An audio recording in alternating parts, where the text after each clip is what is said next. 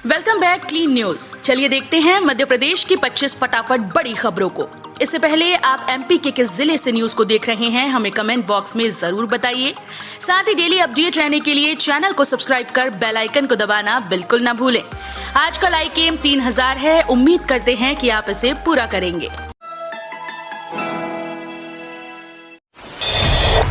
MP में अनुसूचित जाति के लोगों को आत्मनिर्भर बनाने को विशेष अभियान। अनुसूचित जाति के लोगों को आत्मनिर्भर बनाने के लिए मध्य प्रदेश सरकार अगले महीने विशेष अभियान शुरू करने जा रही है। इसके तहत लाभार्थियों को विशेष प्रशिक्षण दिया जाएगा। ये प्रशिक्षण निःशुल्क ही नहीं होगा बल्कि प्रतिभागियों को आवास और भोजन का इंतजाम भी होगा। इस संबंध में उप संचालक पशुपालन और डेयरी विभाग ने बताया कि अनुसूचित जाति उपयोजना विशेष केंद्रीय सहायता मद में आयोजित होने वाले इस प्रशिक्षण का उद्देश्य अनुसूचित जाति के लोगों का पशुपालन में कौशल विकास कर उनके लिए आय के बेहतर विकल्प तैयार करना है। मध्य प्रदेश में किसानों को अक्टूबर में मिल सकती है पिछले साल के फसल बीमा की राशि। प्रदेश में पिछले साल अतिवर्षा से क्षतिग्रस्त हुई सोयाबीन, अरहर सहित अन्य फसलों की बीमा की राशि किसानों को अक्टूबर में मिलने की संभावना है। कृषि विभाग ने किसानों के प्रकरण बीमा कंपनीज को भेज दिए। अब राजस्व विभाग के साथ फसल नुकसान की जानकारी को अंतिम रूप दिया जा रहा है। इसके आधार पर बीमा कंपनीज फसल बीमा के प्रकरणों को अंतिम रूप देकर बीमा का भुगतान करेंगी। इसके लिए कृषि विभाग के अधिकारी बीमा कंपनीज के अधिकारियों के साथ भी लगातार बैठकें कर रहे हैं। 4 दिन में एमबीए, एलएलबी, एमएससी सहित 18 रिजल्ट घोषित। देवी अहिल्या विश्वविद्यालय ने जुलाई अगस्त में प्रोफेशनल कोर्स की परीक्षा करवाई। 45 दिन में लगभग 50,000 विद्यार्थियों की कॉपीज जांचने का काम पूरा किया गया। विश्वविद्यालय ने 4 दिन में करीब 18 विभिन्न कोर्स के रिजल्ट घोषित कर दिए, जिसमें एमबीए, एलएलबी, एमएससी सहित अन्य कोर्स शामिल हैं। कुलपति डॉक्टर रेणु जैन ने 30 सितंबर तक बाकी रिजल्ट जारी करने के निर्देश दिए। उधर विश्वविद्यालय ने अगले 10 दिन में 3 दर्जन से ज्यादा और परीक्षा परिणाम का वादा किया है। महाकाल मंदिर में हाईटेक अरेंजमेंट। मेट्रो स्टेशन की तर्ज पर लगेंगे सेंसर बैरिकेड, टोकन से खुलेंगे गेट। स्मार्ट सिटी बन रहे उज्जैन में महाकाल मंदिर भी हाईटेक होने जा रहा है। यहां दर्शन की तमाम व्यवस्थाएं ऑटोमेटिक होने जा रही हैं। मेट्रो स्टेशन की तर्ज पर यहां सेंसर बैरिकेड लगाए जाएंगे जो टोकन से ही खुलेंगे। फिलहाल मंदिर के वीआईपी गेट पर यह व्यवस्था होगी। बाद में बाकी गेट्स पर भी सेंसर बैरिकेडिंग होगी। महाकालेश्वर मंदिर की दर्शन व्यवस्था अब हाईटेक होगी। मेट्रो रेलवे स्टेशन की तर्ज पर सेंसर बैरिकेडिंग के साथ साथ टोकन मशीन लगेगी। सब इंस्पेक्टर और कांस्टेबल के पदों पर भर्ती के लिए नोटिफिकेशन जारी। मध्य प्रदेश पुलिस ने सब इंस्पेक्टर और कांस्टेबल के पदों पर भर्ती के लिए नोटिफिकेशन जारी कर दिया। नोटिफिकेशन के अनुसार रिक्त पदों की कुल संख्या 60 है। इन पदों पर आवेदन करने के इच्छुक और योग्य उम्मीदवार ऑफिशियल वेबसाइट पर जाकर आवेदन कर सकते हैं। आवेदन करने की अंतिम तिथि 27 सितंबर 2021 है। सब इंस्पेक्टर और कांस्टेबल के पदों पर यह भर्ती स्पोर्ट कोटे के तहत की जा रही है। ऑफिशियल नोटिफिकेशन के अनुसार सब इंस्पेक्टर के रिक्त पदों की संख्या 10 और कांस्टेबल के रिक्त पदों की संख्या 50 है। अमरकंटक से अलीराजपुर तक बनेगा देश का सबसे 6 लेन एक्सप्रेसवे। मध्य प्रदेश में अमरकंटक से अलीराजपुर तक नर्मदा एक्सप्रेसवे तैयार किया जाएगा। मध्य प्रदेश सरकार ने इसका प्रस्ताव तैयार किया है। ये एक्सप्रेसवे अमरकंटक को अंकलेश्वर से जोड़ेगा। ये देश का सबसे लंबा 6 लेन का एक्सप्रेसवे होगा। 1265 किलोमीटर लंबे इस एक्सप्रेसवे के निर्माण में 31,000 करोड़ की लागत आएगी। शुरुआती जानकारी के मुताबिक ये एक्सप्रेसवे अनूपपुर, डिंडोरी, मंडला, जबलपुर, नरसिंहपुर, होशंगाबाद, हरदा, खंडवा, खरगोन और बड़वानी जिले से गुजरेगा। इंदौर में कृषि विश्वविद्यालय खोलने का मंत्री ने दिया भरोसा। मालवा निमाड़ रहेगा कार्यक्षेत्र। लंबे समय से इंदौर में कृषि विश्वविद्यालय की मांग चली आ रही है, लेकिन हर बार इसे सरकार ने दरकिनार किया। पर कृषि मंत्री कमल पटेल ने एक बार फिर से उम्मीद जगाई कि इंदौर में कृषि विश्वविद्यालय खोला जाएगा। इंदौर में कृषि विश्वविद्यालय का दावा बहुत पुराना है, लेकिन कुछ साल पहले जब खोलने की बारी आई तो राजनीतिक वर्चस्व और खींचतान के कारण ग्वालियर बाजी मार ले गया। इसके बावजूद इंदौर में कृषि विश्वविद्यालय की मांग बरकरार है। हाल ही में मध्य प्रदेश के सभी कृषि महाविद्यालयों के वर्तमान और भूतपूर्व छात्रों की संस्था एग्री अंकुरण वेलफेयर एसोसिएशन के प्रतिनिधियों ने भोपाल में जल संसाधन मंत्री तुलसी सिलावट के साथ कृषि मंत्री से मुलाकात की। भोपाल में अलग से बनेगा आजीविका मार्केट। स्व सहायता समूहों के लिए सीएम ने बढ़ाया बजट। मध्य प्रदेश की राजधानी भोपाल में आजीविका मिशन से जुड़ी महिलाओं के लिए नया मार्केट बनाया जाएगा। इस मिशन से जुड़ी सभी महिलाओं के आयुष्मान कार्ड भी बनाए जाएंगे। ये घोषणा मुख्यमंत्री शिवराज सिंह चौहान ने सीएम हाउस में की। वे यहां स्व सहायता समूह आजीविका मिशन के महिलाओं से संवाद कर रहे थे। मुख्यमंत्री शिवराज सिंह चौहान ने स्व सहायता और आजीविका मिशन के महिलाओं के द्वारा तैयार किए गए बेसन, मूंगफली का तेल, कच्ची धानी, सरसों के तेल की तारीफ की है। पुरानी गाड़ियों के दोबारा पंजीयन पर देना होगा 8 गुना शुल्क। 15 साल पुराने वाहनों पर सख्ती करने जा रही सरकार अब ऐसे वाहनों के पुनः पंजीयन पर शुल्क 8 गुना तक बढ़ाने की तैयारी कर ली है।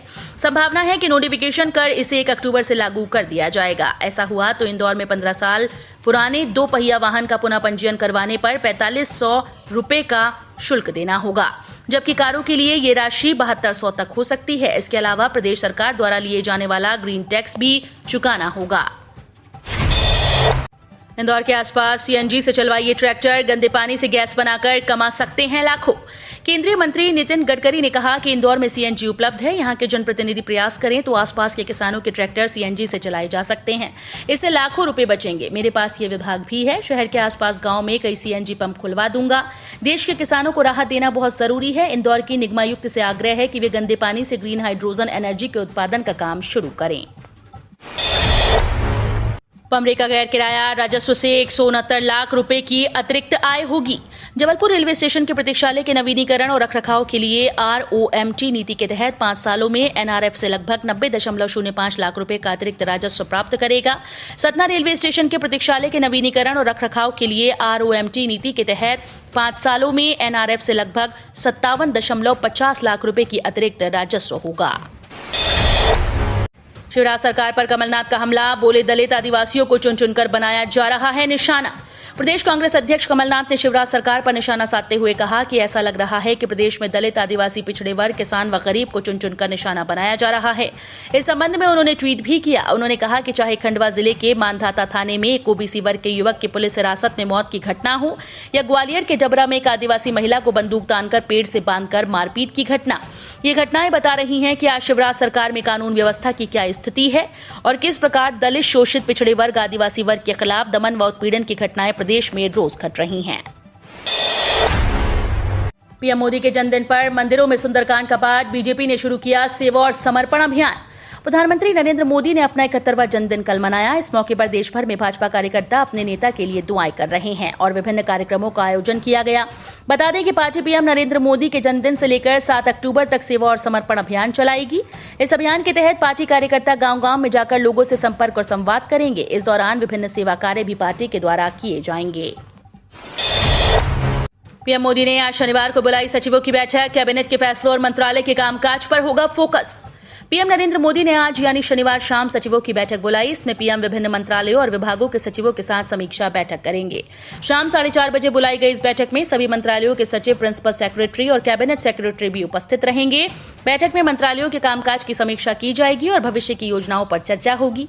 इसके अलावा काम करने के सबसे बेहतरीन अनुभव और सुझाव एक दूसरे से साझा किए जाएंगे। इसके साथ ही मंत्रिपरिषद की बैठक में आए सुझावों के बारे में सचिवों को जानकारी दी जाएगी। बेटियों के बेहतर भविष्य के लिए करें इस योजना में निवेश, पाएं बेहतर ब्याज दर और टैक्स में छूट का लाभ। छोटी बचत योजनाओं के तहत निवेश करने वालों के लिए इंडिया पोस्ट अपनी तरफ से 9 छोटी बचत योजनाओं की पेशकश करता है। डाकघर की इन स्मॉल सेविंग स्कीम में से एक स्कीम सुकन्या समृद्धि योजना भी है। डाकघर की इन स्कीम में आप बेहद ही कम रकम से अपना डिपॉजिट शुरू कर सकते हैं। इसके साथ ही आपको अपने जमा पर बेहतर ब्याज दर के साथ सहकारी सुरक्षा भी हासिल होती है। इसके अलावा आपको टैक्स बेनिफिट भी मिलता है। डाकघर की सुकन्या समृद्धि योजना खासतौर पर बेटियों के लिए बनाई गई है। खुशखबरी, मोदी सरकार सभी किसानों को देगी किसान क्रेडिट कार्ड। यहां करें आवेदन और उठाएं लाभ। अगर आप भी किसान हैं तो आपके लिए खुशखबरी है। मोदी सरकार किसानों के हित में बड़ा फैसला ले सकती है। केंद्रीय कृषि मंत्री नरेंद्र सिंह तोमर के अनुसार सभी किसानों को किसान क्रेडिट कार्ड दिया जाएगा। उन्होंने कहा कि महामारी के समय में भी किसानों को किसान क्रेडिट कार्ड उपलब्ध कराया गया है। सरकार पिछले साल से ही सभी किसानों को KCC के तहत लाने के लिए अभियान चला रही है। केंद्रीय कृषि मंत्री नरेंद्र सिंह तोमर ने कहा कि केंद्रीय योजनाओं का क्रियान्वयन उचित तरीके से होना चाहिए और इसमें पैसे की कमी की अड़चन नहीं आनी चाहिए। सहारा इंडिया के ऑफिस से जब्त किए निवेशकों से संबंधी दस्तावेज, 3 दर्ज FIR की जांच कर रही टीम। राज्य आर्थिक अपराध अन्वेषण ब्यूरो जबलपुर की टीम ने जबलपुर और कटनी में सहारा इंडिया के कार्यालयों में दबिश दी। टीम अपने यहां दर्ज 3 FIR के प्रकरण में निवेशकों से संबंधित दस्तावेज जब्त करने पहुंची। टीम की जांच में अब तक 25,000 से अधिक निवेशकों के 250 करोड़ रुपए फंसे होने की जानकारी मिली। सभी की परिपक्वता अवधि पूरी हो चुकी है, बावजूद भुगतान नहीं हो रहा है। सब्सिडी पर पाइपलाइन, विद्युत पंप, स्प्रिंकलर सेट व रेन गन लेने हेतु आवेदन करें। रबी फसल की खेती के लिए किसानों को जुताई से लेकर सिंचाई और गहाई तक के लिए कृषि यंत्रों की आवश्यकता होती है। किसानों को ये कृषि यंत्र सरकार के द्वारा विभिन्न योजनाओं के तहत सब्सिडी पर दिए जाते हैं। किसानों को सिंचाई यंत्रों पर अनुदान देने के लिए राज्य सरकारों के द्वारा समय समय पर आवेदन आमंत्रित किए जाते हैं। चयन हो जाने पर किसानों को इन यंत्रों की खरीद पर सब्सिडी दी जाती है। अभी मध्य प्रदेश सरकार के कृषि विभाग द्वारा राष्ट्रीय खाद्य सुरक्षा मिशन एवं राष्ट्रीय खाद्य सुरक्षा मिशन के तहत किसानों से सिंचाई यंत्रों के लिए आवेदन मांगे गए हैं। प्रधानमंत्री नरेंद्र मोदी के व्यक्तित्व से प्रेरणा ले युवा।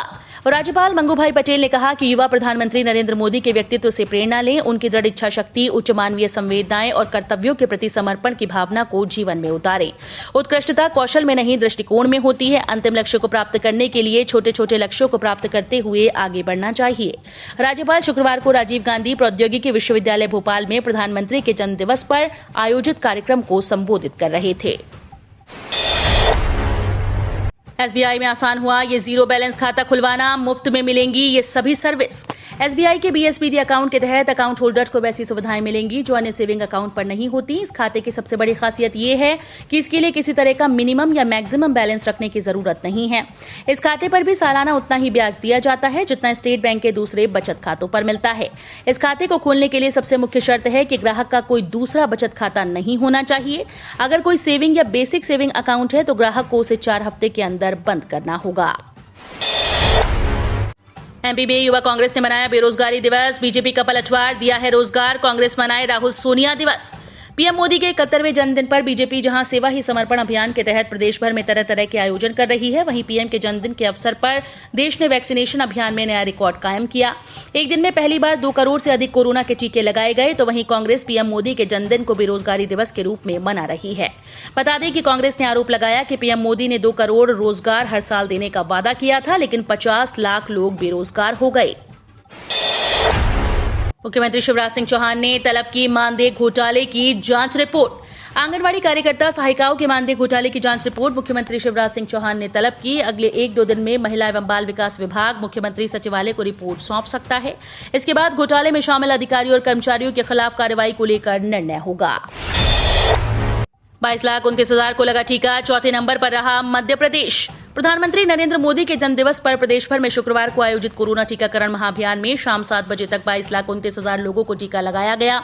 महाअभियान में 32,90,000 लोगों को कोरोना से बचाव वाले टीके का पहला और दूसरा डोज लगाने का लक्ष्य था। इसके लिए प्रदेश में 12,508 टीकाकरण सत्र आयोजित किए गए। अब केंद्र की बिजली परियोजनाओं की निगरानी के लिए जिला स्तर पर कमेटी, एमपी एमएलए भी होंगे निगरानी कमेटी में शामिल। देश में चल रहे पावर प्रोजेक्ट्स की निगरानी के लिए मिनिस्ट्री ऑफ पावर ने जिला स्तरीय कमेटी गठित करने का ऐलान किया। ये कमेटी इस भारत सरकार के सभी पावर प्रोजेक्ट्स की निगरानी करेंगी। कमेटी का अध्यक्ष जिले का वरिष्ठतम सांसद होगा। पावर मिनिस्ट्री के आदेश में कहा गया कि सरकार की योजनाओं के अनुसार जिले में विद्युत आपूर्ति बुनियादी ढांचे के समग्र विकास की समीक्षा और समन्वय करने के लिए जिले की समिति 3 महीने में कम से कम एक बार जिला मुख्यालय पर बैठक जरूर करेगी। अब जिले की रेत खदानें अक्टूबर से शुरू करने की तैयारी। जिले में बारिश के मौसम के पहले ही ठेकेदार का ठेका निरस्त होने पर रेत का उत्खनन बंद है। बारिश के प्रतिबंध के बाद अब अक्टूबर में रेत खदान शुरू करने की तैयारी की जा रही है। जिले के 48 खदानों में लगभग 18 लाख घन मीटर रेत लगातार रेत का भंडारण है, जिसे खनिज विभाग नीलामी के जरिए नए ठेकेदार को बेचने की तैयारी कर रहा है। हम रोज ऐसे ही न्यूज लाते रहेंगे। आपने अभी तक क्लीन न्यूज एमपी को सब्सक्राइब नहीं किया है तो फटाफट सब्सक्राइब कर लें। साथ ही बेल आइकन को दबाना बिल्कुल ना भूलें ताकि कोई लेटेस्ट अपडेट मिस ना हो।